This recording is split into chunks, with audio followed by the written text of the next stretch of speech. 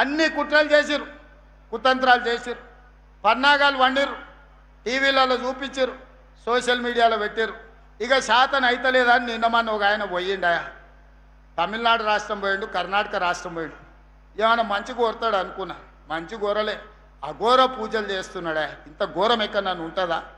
అసలు మడిసన్నోడు 10 ఏళ్ళు మంత్రిగా చేసినోడు, అన్నం తినటోడు ఎవడన్నా ఈ రాష్ట్రంలో కరువు రావాలి, రైతులు చచ్చిపోవాలి, సంక్షోభం రావాలి, ప్రభుత్వం కూలిపోవాలి, మొత్తం రాష్ట్రం అల్లకల్లోలం అయిపోయి శవాల మీద అధికారంలోకి రావాలని అఘోర పూజలు, అర్ధరాత్రి పూజలు, ఇంత దుర్మార్గుడు ఎవడన్నా ఉంటాడా? నా మీదనో మా మహేష్ గౌడ్ మీదనో చేతబడి చేసిందంటే మేము ఎట్లైనా ఎదుర్కొంటాం. ప్రజల మీద చేతబడులు చేసేదేంది? ఇట్లాంటి వాళ్ళు ప్రజా జీవితానికి అర్హత ఉన్నదాన్ని నేను అడుగుతున్నా. ఈ రకమైన చేతబడులు ఇవాళ ఆయన సన్నాయి నొక్కులు నొక్కుతుండో ఒక ఆయన మహేష్ గౌడ్కు నోటీస్ అన్నాడు. నేను సూటిగా అడుగుతున్న, మెదక్ గడ్డ మీద నుంచి మీరు బాత్రూమ్కి పోయినా, చెట్టు కింద చెట్లకు పోయినా మీ సోషల్ మీడియాలో ఫోటోలు పెడతారు, వీడియోలు పెడతారు కదా. మీరు శివమొగ్గ గుళ్ళె పూజ చేస్తే ఎందుకు పెట్టలే? పోయినట్టు ఎందుకు చెప్పలే?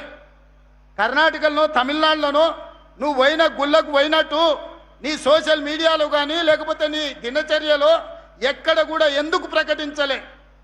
ఎందుకు రహస్యంగా ఉంచినావు? గుడికి పోతే దండం పెట్టుకుంటాం, గుడి బయటకు వచ్చి 4 మంచి ముట్లకు మాట్లాడతాం. మేము తిరుపతి పోయినా, శ్రీశైలం పోయినా, యాదగిరిగుట్ట పోయినా, రాజన్న సిరిసిల్ల పోయినా, సమ్మక్క సారలమ్మ పోయినా మీడియాని అందరిని పిలిచి దర్శనం చేసుకొని 10 కాలాల పాటు రాష్ట్రం సుభిక్షంగా ఉండాలని మేము విజ్ఞప్తి చేస్తాం. మరి నువ్వెందుకు శివమొగ్గ గుడికి పోయింది చెప్పలేదు? పిల్లి మొగ్గలు ఎందుకు వేస్తున్నావు? తమిళనాడులో ఏ గుడులకు పోయినావు నువ్వు? ఆ గుళ్ళల్లో జరిగే అఘోర పూజలేంటివి?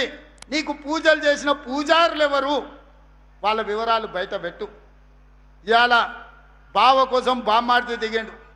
బామ్మార్ది మా బావ మంచి గుడికి పోయిండని చెప్పి పక్కన ప్రెస్ వాళ్ళకి అంటుండట. ఈ కాంగ్రెస్ వాళ్ళకి తెలియదు, వాళ్ళ కోసం కాదు, మా మీద శాతబడి చేపించిన, అందుకే మా నాయన ఫామ్ హౌస్ల నుంచి బయటకు వస్తలేడు, అష్ట దిగ్బంధం చేసి శాతబడి చేశాని బామ్మార్ది పక్కన ఉన్న ప్రెస్ వాళ్ళకి చెప్తున్నాడు. వాళ్ళు వచ్చి మాకు చెప్తారు, గిదయ వీళ్ళ బుద్ధి, వీళ్ళ నీతి, వీళ్ళ జాతి. చివరికి అధికారం కోసం ఎంత దిగజారుతారంటే 4 కోట్ల తెలంగాణ ప్రజల మీద చేతబడి చేసి ఈరోజు రాష్ట్రంలో సంక్షోభం తీసుకురావాలని వాళ్ళు ప్రయత్నం చేస్తే మా చిత్తశుద్ధి, మా ప్రయత్నంలో లోపం లేదు కాబట్టే మానవ ప్రయత్నం తర్వాత దైవ సంకల్పం ఉండాలి, దేవుడి ఆశీర్వాదం ఉండాలి. ఎలినినో వచ్చిన సందర్భంలో ఎల్లంపల్లి నిండి ఈరోజు గోదావరి నీళ్లు వరదలై పారుతున్నాయి, కృష్ణా నదిలో నీళ్లు వచ్చినాయంటే మా సంకల్పం గొప్పది, మాకు దేవుడు ఆశీర్వాదం ఉన్నది.